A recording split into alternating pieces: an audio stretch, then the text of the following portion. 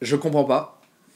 Je comprends pas le nombre de critiques, d'articles péjoratifs, négatifs, pessimistes qu'il y a eu à propos de Solo, A Star Wars Story. Je suis un grand fan de Star Wars, je pense que vous commencez à le savoir sur la chaîne.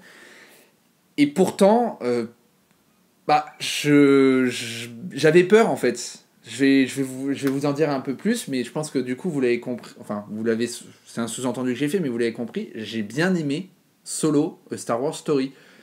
Il n'est pas extraordinaire, il n'est pas fou. De toute façon, on sait depuis quelque temps que maintenant que Disney a repris Lucasfilm, un grand nombre de fans de Star Wars seront déçus peut-être, ou peu déçus, ou énormément déçus pour les films. Mais Solo Star Wars Story est bon. Il est bon, et je suis désolé, pour l'instant, les spin-offs de Star Wars qui ont été faits, donc il n'y en a eu que deux, hein, il y a eu Rogue One et Solo Star Wars Story, les deux sont bons.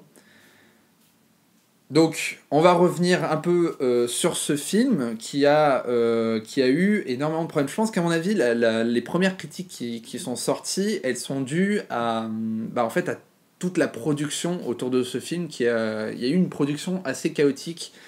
Ça, on le sait.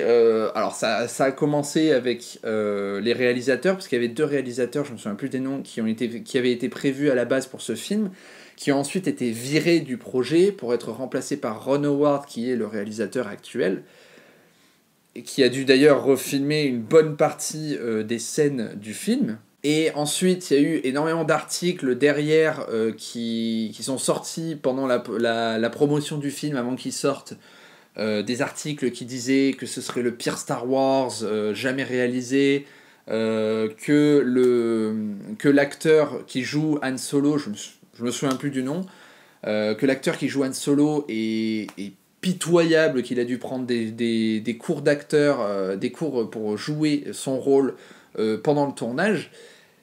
Alors, certains diront c'était peut-être de la pub justement pour vendre le film, mais même si c'était que de la pub, c'était vachement négatif, c'était un vent de... Enfin, limite, c'était de la haine envers ce film, qui n'est pas mauvais. Moi, je suis désolé, j'ai aimé le film pour plusieurs raisons. Déjà parce que on a un bon acteur, je suis désolé, celui qui joue Han Solo, joue bien. Alors c'est pas un jeu à la perfection, c'est pas un jeu qu'on pourrait saluer, et bien évidemment qu'Harrison Ford est irremplaçable dans le rôle de Han Solo, mais on pouvait pas mettre Harrison Ford là-dedans. Donc si on veut faire un projet, mener à bien un projet comme celui-ci, il faut bien trouver un acteur qui vaut à peu près le coup, et au moins physiquement, ou en tout cas dans la dégaine, dans la façon dont les mimiques du personnage, il fallait un acteur qui soit capable de le faire.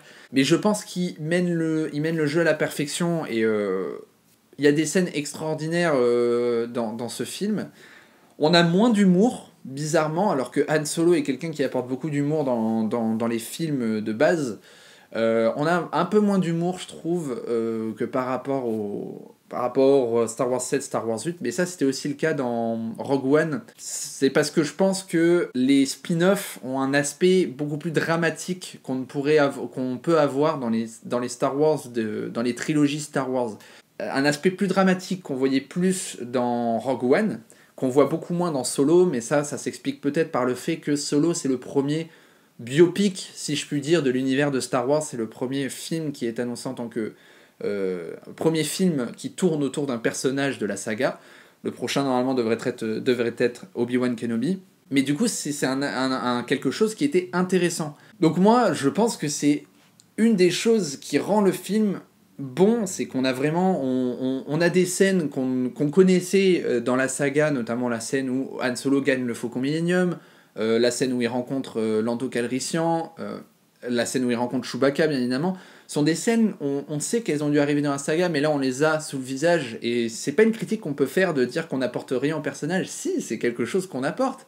C'est quelque chose de visuel qu'on apporte. Certes, ce sont des choses qu'on connaissait déjà, mais visuellement elles sont là. Et on apporte aussi un fond à Solo. On voit comment le personnage a évolué, parce qu'à la base, il voulait juste être pilote. Il a finalement été engagé dans l'Empire pour finalement devenir contrebandier, le contrebandier qu'on connaît en fait dans la saga Star Wars d'origine. Donc on a une vraie évolution de personnage, et ça c'est quelque chose qui est important dans Solo. Bien évidemment, il y a des points négatifs dans le film. Le film n'est pas parfait, comme je vous l'ai dit. Je pense que j'aurais plus éclaté si le film avait été extraordinaire. Là, je suis plus étonné, pas parce que le film est extraordinaire, mais parce que, par rapport à toutes les critiques qui sont sorties, c'est pas le film auquel je m'attendais. Parce que du coup, j'y étais allé avec une certaine appréhension, et heureusement, le film a enlevé cette appréhension, et a fait en sorte que je m'amuse pendant ce film. Il y a une seule chose qui me vient en tête là, par rapport à Star Wars, à Solo, qui me gêne vraiment dans le film, c'est que dans Rogue One, il y avait eu beaucoup de critiques à la fin du film en disant « Ouais, mais vous avez fait mourir tout le monde, c'est n'importe quoi, etc. » Et critique à cette critique qui arrivait derrière et qui était logique, qui était que, bien évidemment qu'on a fait mourir tout le monde, parce que si on ne le faisait pas mourir, on se serait posé la question « Où sont-ils dans le reste de la saga, dans le 4, 5, 6, s'ils ne sont pas morts ?» Et c'est la critique que je ferai là-dessus, c'est que dans Solo Star Wars Story, il y a certains personnages, je vais pas rentrer dans des spoilers, hein, mais il y a certains personnages qui sont encore ici, qui sont encore présents à la fin du film, alors que techniquement ils ne sont pas là dans les autres films.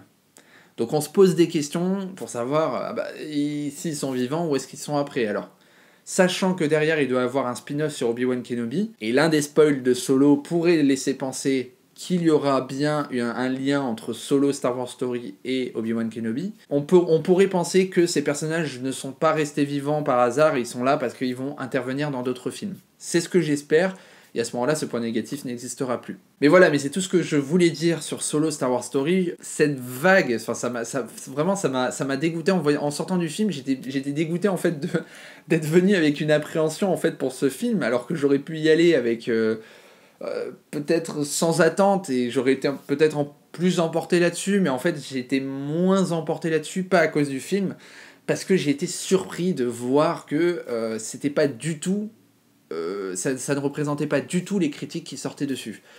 Donc bravo au film, bravo à Ron Howard qui nous a fait qui nous a fait une bonne réalisation. Mention spéciale, si je dois dire une scène que j'ai adorée dans ce film, c'est le raid, le célèbre raid que Han Solo a fait en 12 parsecs alors que tout le monde l'annonçait en 20 parsecs, je crois. Tout le monde confond en disant « Ah, vous l'avez fait en 14 parsecs au lieu de 20 » et Han Solo reprend toujours les gens en disant que c'était 12 et pas 14. Bravo à ce film, et ça me redonne confiance dans Star Wars après certains des films qui sont sortis récemment. Voilà, c'est tout pour cette critique les spectateurs, j'espère que ça vous a plu. Je voulais vous remercier parce que la dernière vidéo sur Deadpool 2 a été bien reçue pour ce nouveau concept sortie de salle que j'avais présenté. Je pense que je le ferai plus souvent, du coup, là je voulais vraiment faire pour ce film, je voulais vraiment faire une opinion digne de ce nom, parce que c'est un Star Wars, et vous savez mon amour pour Star Wars, j'étais obligé de faire un truc, une vraie opinion. Mais je pense que je reviendrai plus sur les sorties de salle, parce que c'est un format que j'apprécie, enfin je pense que vous l'avez remarqué, hein, c'est très simple, hein, je suis avec le micro, je filme directement, il y a très très peu de montage. C'est pas de la fainéantise de ma part, mais c'est aussi pour vous, pour que vous ayez des critiques beaucoup plus souvent, et pour que je puisse parler de films en fait qui ne méritent pas de passer des minutes dessus, mais qui méritent au moins un petit avis. Voilà, si vous avez aimé cette vidéo, n'hésitez pas à mettre un pouce bleu et à vous abonner, et surtout dites-moi en commentaire ce que vous avez pensé de ce film, que ce soit négatif ou positif, tous les commentaires sont bons à prendre. Et sur ce, je vous dis à bientôt pour une prochaine vidéo. Salut les spectateurs.